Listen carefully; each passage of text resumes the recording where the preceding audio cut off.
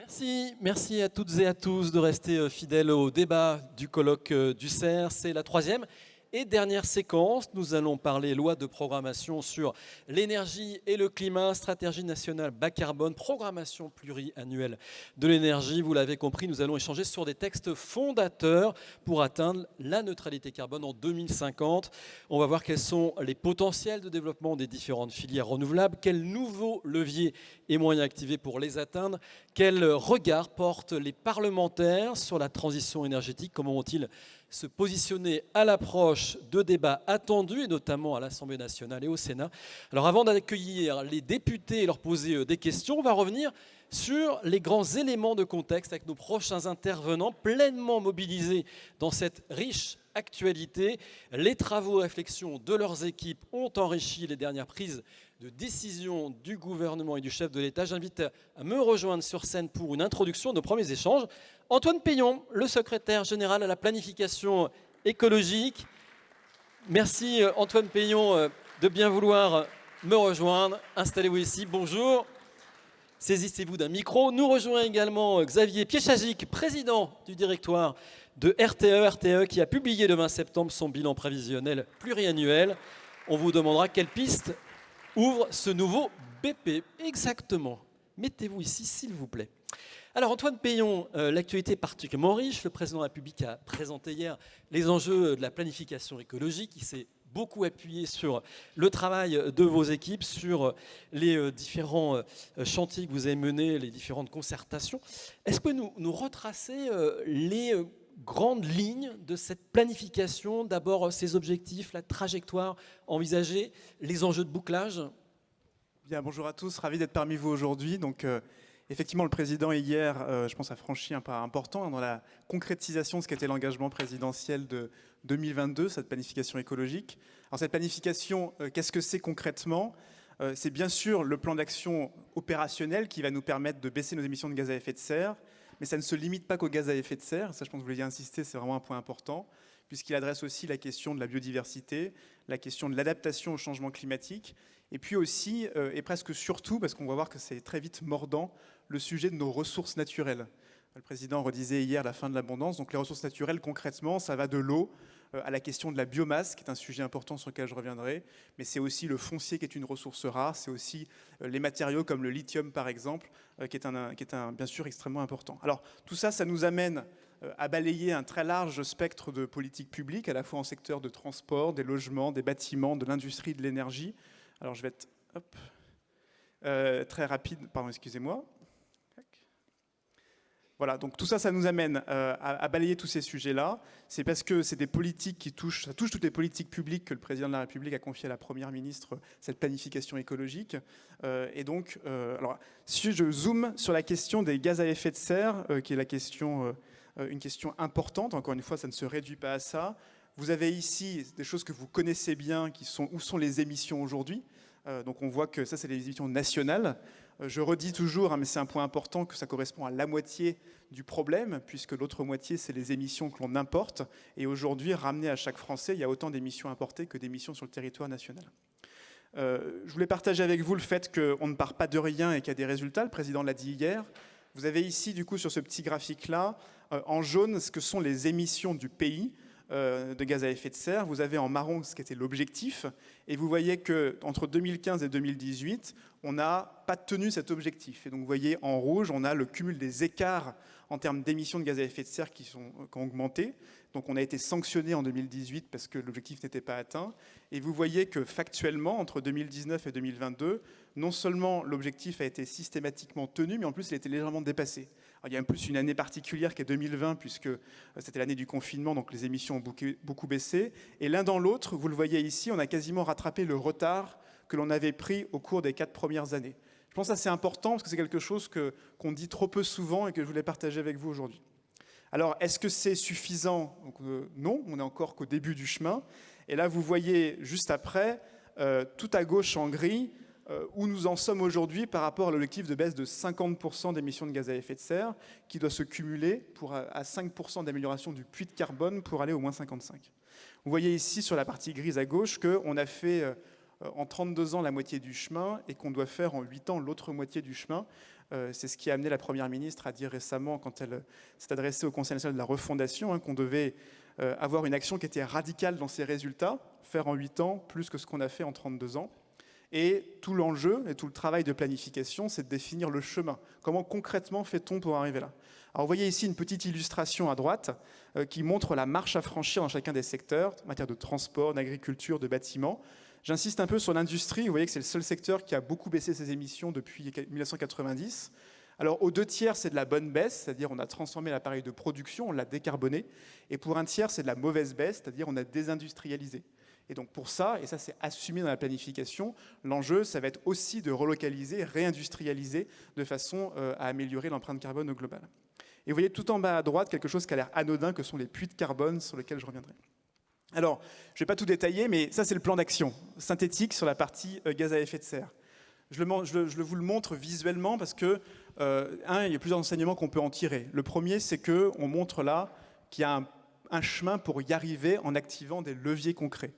Ce chemin, il mobilise absolument tous les secteurs. Il n'y a pas d'action magique, entre guillemets, qui résoudrait le problème. Et là, vous y voyez ici la quantification du poids relatif de chacun des objets. Tout en haut, à gauche, vous voyez par exemple l'électrification de la voiture, 15% de véhicules électriques dans le parc en 2030, ça économise 11 millions de tonnes de CO2. Vous voyez au milieu, du coup, la décarbonation des 50 plus gros sites industriels en orange, ça rapporte, entre guillemets, 18 millions de tonnes de CO2, auxquels on ajoute capture-stockage de carbone, 6 millions de tonnes. Vous voyez à droite tout l'enjeu de la décarbonation des logements, à la fois par la rénovation globale, à la fois par la sortie des chaudières au fioul, 80%, et puis par une baisse qui est modérée, 20%, de la consommation de gaz naturel dans le chauffage. Tout ça, donc je ne vais pas rentrer dans chacune de ces boîtes-là, ça prendrait un petit peu de temps, mais ça vous montre du coup l'ampleur du chemin à parcourir, ça vous montre aussi le fait qu'il y a ce travail d'identification des leviers concrets qui a été fait pour voir comment on y arrive, et puis ça montre 2-3 sujets, points importants. Le premier, vous regardez au milieu, on a regroupé tout ensemble les actions qui relèvent des entreprises globalement, c'est produire. Et là, vous voyez, ça se voit assez bien visuellement, c'est à peu près la moitié de la baisse des émissions sont entre les mains des entreprises. Il y en a un quart qui est globalement entre les mains des pouvoirs publics, notamment des collectivités, c'est les transports en commun, la gestion de l'aménagement du territoire, les questions de gestion de déchets, etc. Et puis le quart restant directement entre les mains des ménages, la voiture par exemple, ou le logement.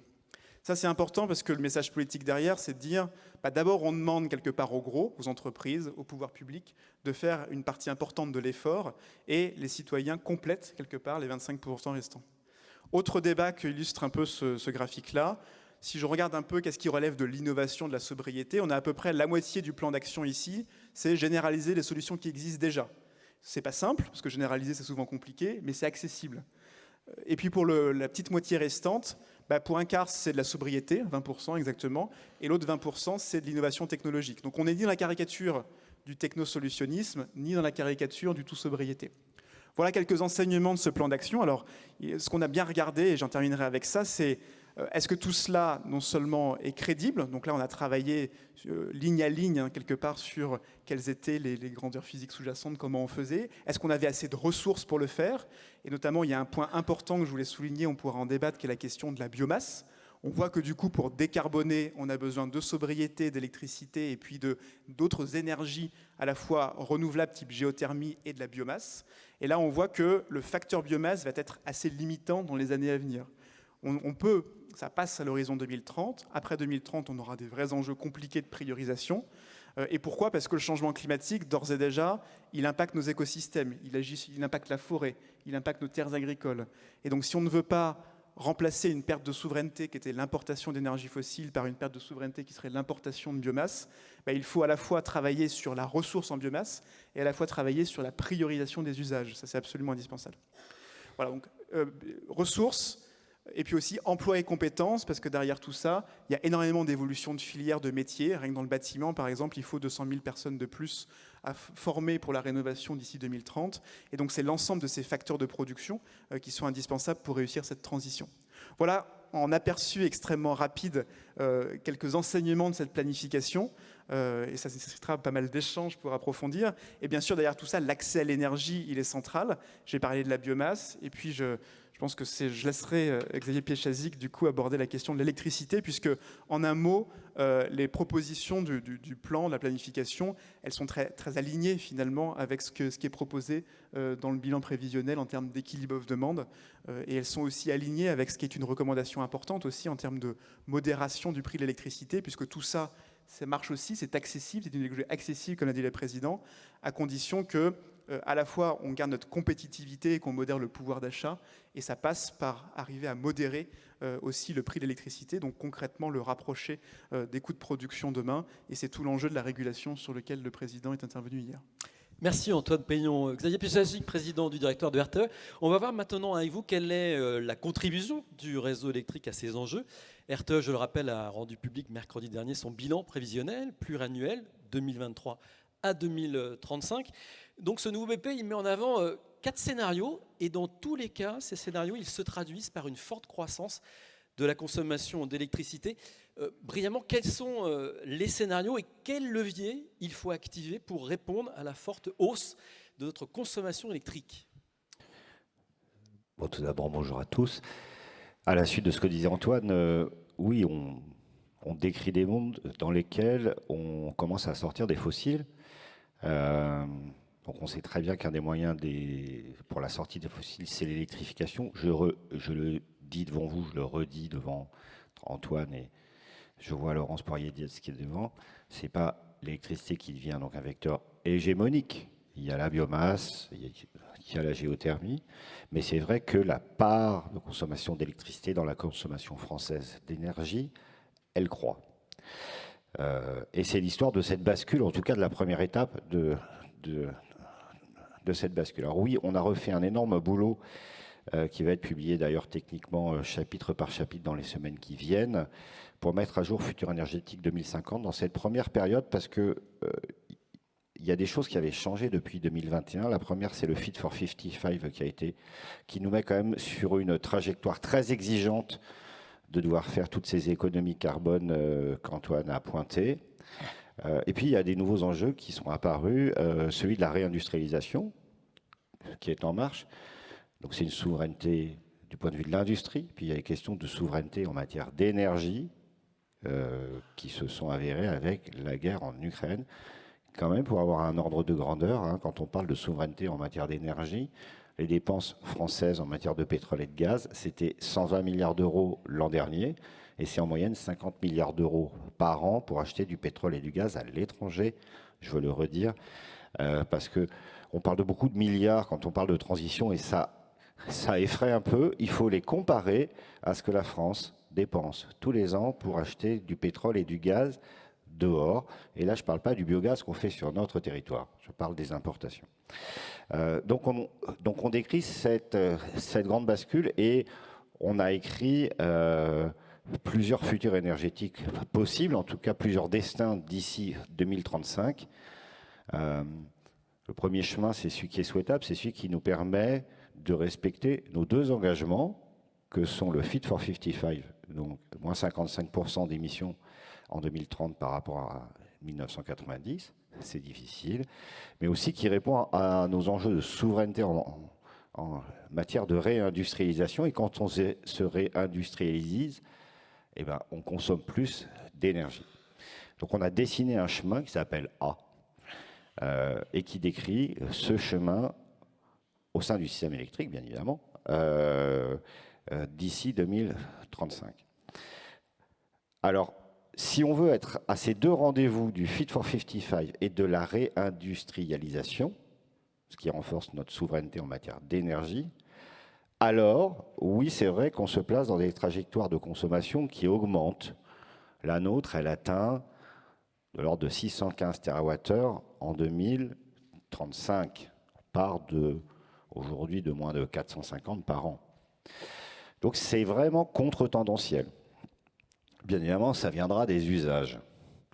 C'est tiré par 2 grands vecteurs, la mobilité et l'industrie. Je viens d'en parler, plus d'industriels qui viennent en France. Et ceux qui sont déjà en France, ils se décarbonent et ils passent notamment à l'électricité. Je dis notamment, mais donc ça fait plus de consommation. Donc on a décidé cette trajectoire souhaitable. Et puis on a aussi étudié des trajectoires où tout se passe pas bien. Parce que notre boulot, c'est aussi d'éclairer des futurs où tout se passe pas comme prévu. Et il y a des trajectoires où la France serait en retard dans son électrification, dans le basculement de ses usages, notamment vers l'électricité. Donc ça nous met en retard de notre rendez-vous de 2030. Et puis un autre où on est dans un monde de mondialisation contrarié. Alors qu'est-ce que ça veut dire? Et si le contexte macroéco mondial restait dégradé, taux d'intérêt haut, IPC, donc inflation haute, croissance faible, perte de compétitivité de l'industrie française, qu'est-ce qui se passe? Donc on a décidé ces différents chemins. Alors je vais revenir au scénario A, c'est-à-dire le souhaitable, parce qu'on est là pour faire en sorte qu'on y arrive. Ce scénario A, il prévoit donc de l'ordre de 615 TWh de consommation d'électricité France, si on décide de se mobiliser pour que ça se passe. Alors comment est-ce que ça boucle, cette affaire de 615 TWh de consommation en France? Ça boucle en mobilisant 4 leviers simultanément, sans en oublier un seul. La sobriété, on y reviendra si vous voulez, on a dimensionné ça. L'efficacité, quand on parle d'efficacité, c'est tous les process techniques qui permettent de consommer moins d'électricité, y compris de la rénovation thermique. Puis il faut qu'on produise plus, et donc ça veut dire une bonne disponibilité de l'appareil nucléaire français, parce que d'ici 2035, de toute façon, il n'y aura pas de nouveaux EPR, et puis faire des énergies renouvelables, donc on est au colloque du CER, et ça aussi, on l'a dimensionné, du volume d'énergie renouvelable qu'il faudrait qu'on installe pour que ça boucle en complément du nucléaire, de la sobriété et de l'efficacité. Voilà, et là, vous parlez d'un déploiement massif concernant le solaire et l'éolien pour produire de l'électricité. Ouais. J'ai entendu parler de x4, on ne parle pas massif, de doublement, triplement. C'est massif. C'est un des 4 piliers, hein. C'est comme un sprint, on gagne le 4x100 si les 4 coureurs sont bons. Mais sur le coureur des énergies renouvelables, oui. Aujourd'hui, sur la stricte part des énergies renouvelables françaises, le photovoltaïque et l'éolien, qu'il soit maritime ou à terre, cette production d'électricité, c'est de l'ordre de 60 TWh par an, de l'ordre de. Il faudrait que ça passe à de l'ordre de 240 TWh par an, donc ça fait donc effectivement x4 en volume. Et on peut traduire ça en rythme d'installation, je pense qu'on en parlera. Donc oui, c'est un effort important. Mais si on veut respecter notre jalon de 2030, il faut qu'on le fasse. La France peut décider de ne pas le faire, mais si elle veut le faire, il faut qu'on passe par là. Et c'est donc effectivement une multiplication par 4 des volumes de production en France du photovoltaïque et de l'éolien terrestre et maritime. Antoine Peillon, donc ces projections actuelles sur les ENR, est-ce qu'elles vont suffire à répondre à nos besoins massifs d'électrification? On va avoir une pression réellement forte sur la production d'ENR dans les 10 prochaines années. Pour vous, quels sont les principaux points de vigilance pour réussir ce déploiement? Comme l'a dit Xavier, on a besoin de plus d'électricité décarbonée à court terme, court moyen terme. Et donc la solution vient essentiellement des énergies renouvelables. Donc ça, c'est indispensable. On partage l'ordre de grandeur de l'augmentation qui est nécessaire. Je pense qu'on est très alignés sur ce point-là. Et peut-être 2 choses. La première, c'est qu'on a aussi fait des tests de robustesse de notre côté. C'est qu'on a regardé aussi quels étaient les scénarios dégradés. Un scénario dégradé, c'est paradoxalement réussir très fortement la réindustrialisation et l'électrification des véhicules. Donc on consomme beaucoup d'électricité et on réussit mal la rénovation énergétique. Et donc de ce fait, on n'économise pas suffisamment.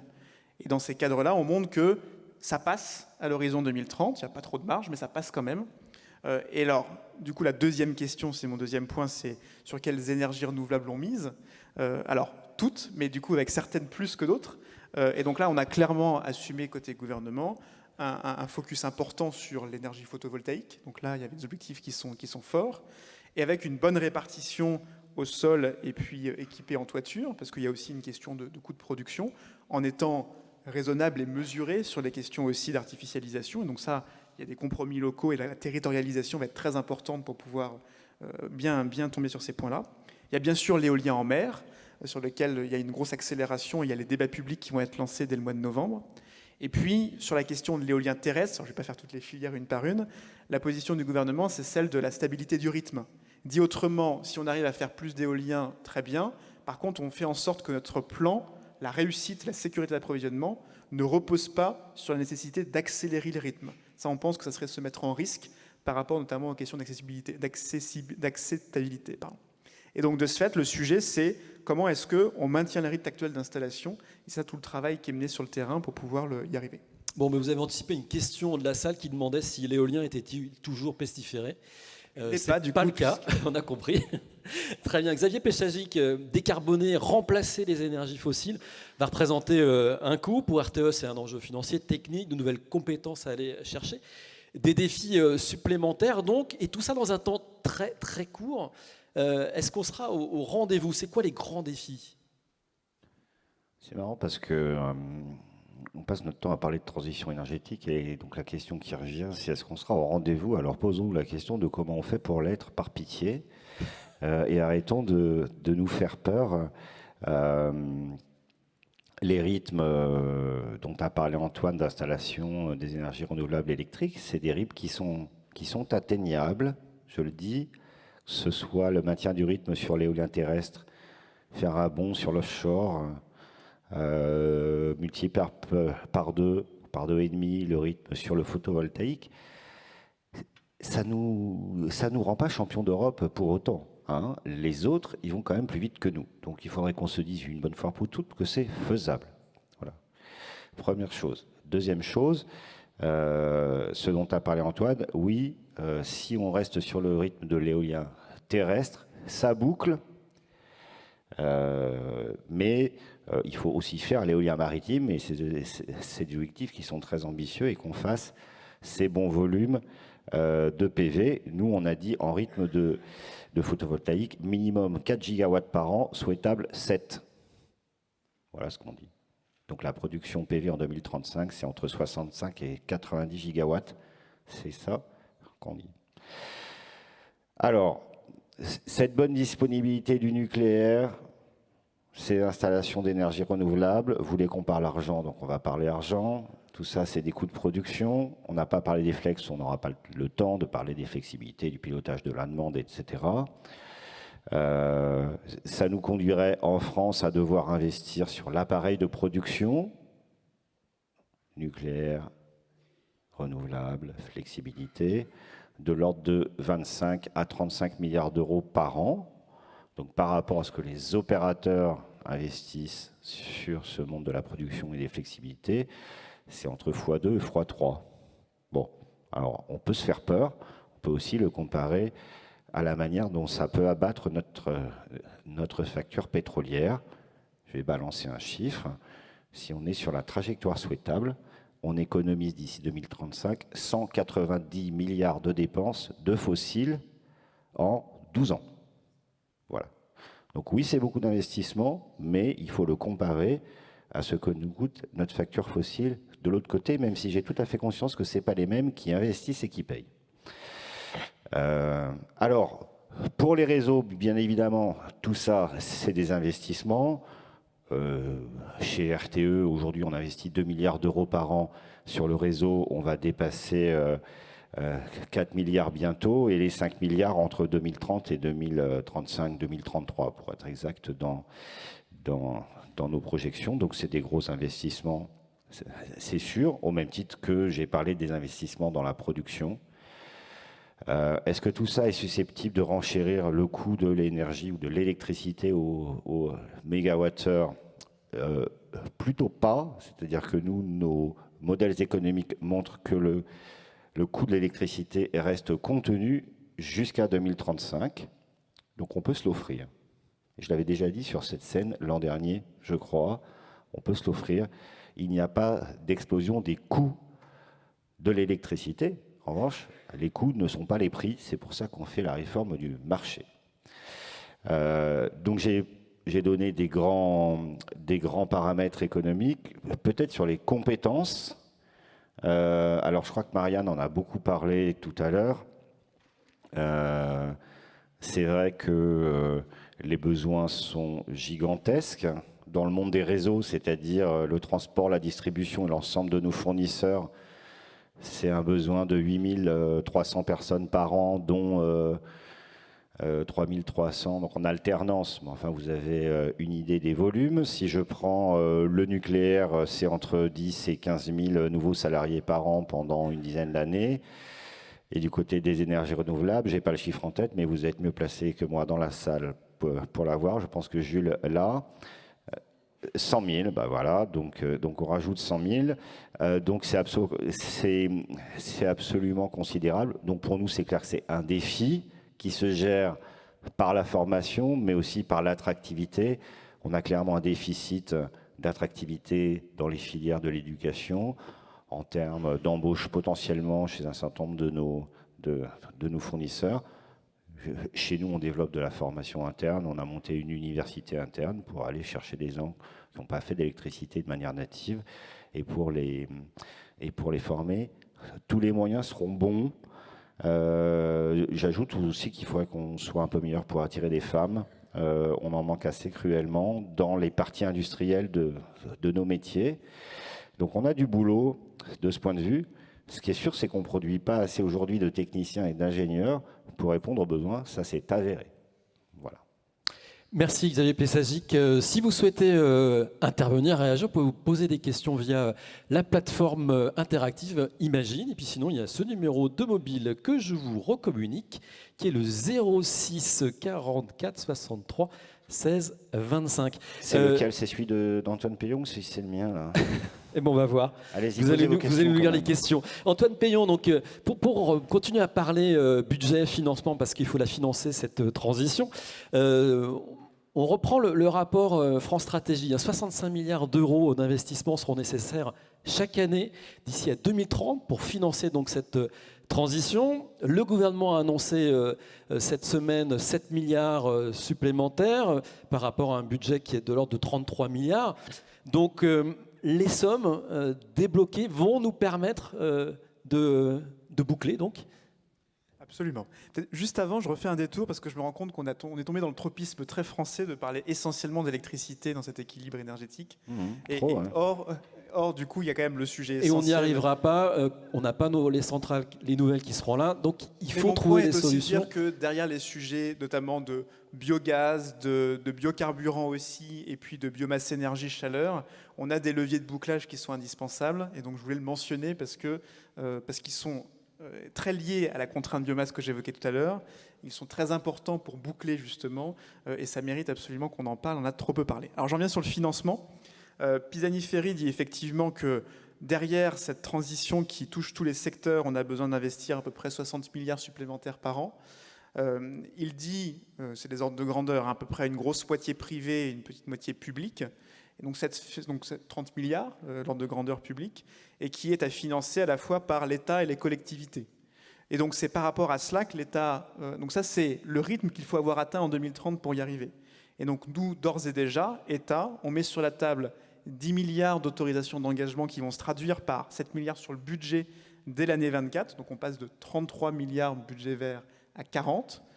Et donc, ces 10 sont comparés, du coup, aux 30 État plus collectivité. Donc l'État fait clairement sa part, mais quasiment la moitié de la mise, entre guillemets, pour être cohérent avec l'ampleur de financement. Je suis sûr que vous êtes tous perdus avec les chiffres, mais je les tiens bien sûr à disposition de tout le monde et puis pour compléter la discussion.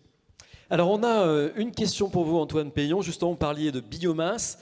Vous évoquez la disponibilité de la biomasse. Quelle est votre vision à moyen et long terme? Le bois énergie est disponible, mais fait l'objet d'attaques. Comment allez-vous prioriser les usages? Entre parenthèses, quels critères? La question essentielle, c'est la substituabilité. C'est-à-dire, on va avoir un besoin de bioénergie dans plusieurs secteurs, par exemple l'industrie, par exemple les transports lourds. Et donc, à chaque fois qu'on sait substituer la consommation de bioénergie par autre chose, il faut privilégier cette autre chose, de façon à pouvoir recentrer l'utilisation de la bioénergie vraiment là où elle est indispensable. Et après, elle peut prendre différentes formes, cette bioénergie. J'ai parlé du biogaz, qui a un rôle absolument indispensable, mais aussi les biocarburants de deuxième génération ou plus vont jouer un rôle très important, notamment en matière de transport lourd. Et puis, on a aussi demain, dans le transport international, le maritime, l'aérien, etc., besoin d'une partie de la biomasse pour pouvoir décarboner massivement. Alors, on a à suivre un débat avec des députés. Est-ce qu'on a une idée du calendrier parlementaire? On va parler avec les députés de la très attendue loi de programmation énergie-climat. On a cru comprendre que ça pourrait être en décembre prochain. Alors, le président là, s'est exprimé hier sur le sujet. Donc, il y aura effectivement une loi production d'énergie qui sera proposée, en tout cas, et débattue au Parlement. On y mettra au moins les sujets côté gouvernement à la fois de mix énergétique, mais aussi les questions de régulation qui ont été évoquées, régulation économique qui ont été évoquées hier. Alors ça prend à la fois les sujets du prix de l'électricité nucléaire, mais aussi les sujets de l'hydroélectricité par exemple. Donc tout ça sera débattu au Parlement en fin d'année, effectivement. Et puis il y a par ailleurs un autre sujet dont la ministre a évoqué aussi, je crois, avec vous, qui est cette loi sur le nucléaire, la sécurité nucléaire, qui est une deuxième loi énergie aussi qui doit venir d'ici la fin de l'année. Allez, on attend des tests aussi sur la biodiversité et l'atténuation également. Une question encore pour vous. Peut-on comparer les 65 milliards d'investissements au coût de l'inaction climatique, entre parenthèses, catastrophe naturelle, adaptation de l'agriculture, importation? Alors là, il y a beaucoup de choses dans la question de nature un peu différente. Clairement, ça a été démontré par les économistes que le coût de l'inaction, il est supérieur au coût de l'action, et donc du coup, il n'y a pas de débat sur lequel il faut y aller.